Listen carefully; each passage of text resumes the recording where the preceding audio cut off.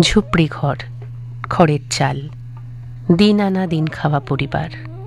আজকের নয়, বহুদিন আগে, যা আজও স্বপ্নের মতো মনে হয়। উঁচু নিচু মাটির মেঝের এক প্রান্তে মাটির একটি উনুন, কোনোদিন জ্বলে কোনোদিন জ্বলে না। অন্যের জমিতে জন খাটলে মেলে দুকণা চাল। ছোট ছোট দুটো বাড়ন্ত বাচ্চা, রোজগিরে ওই একজন। অন্যের জমিতে কষ্ট করে ধান ফলায়, বিনিময়ে নিজে কোনো মজুরি পায় না, পায় কিছু চাল। সেই চালের প্রতীক্ষায় থাকে সংসার, ঘর। চাল আসবে বিকেল গড়িয়ে সন্ধ্যায়, তারপর আগুন জ্বলবে উনুনের।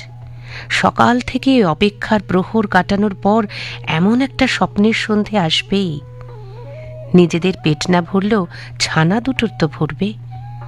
সকালের কাঠফাটা রোদে ছেলে দুটো উঠোনময় ঘুরে বেড়ায়, বাঁশের ছায় জিরিয়ে নেয়। মায়ের আঁচলে লুকোচুরি খেলতে খেলতে বলে, বড্ড খিদে পেয়েছে মা।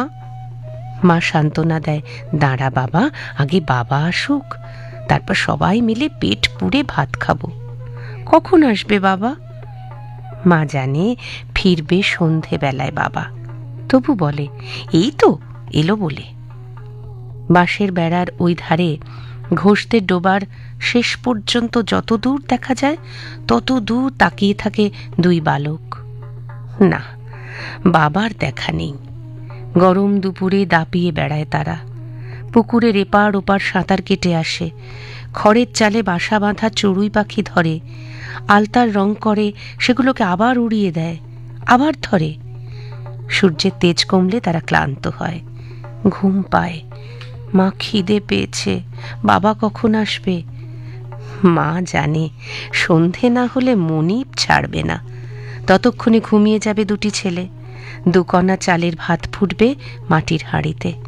হাঁড়ি উপচে উঠলে উঠবে সাদা স্বপ্নের মতো ফ্যান।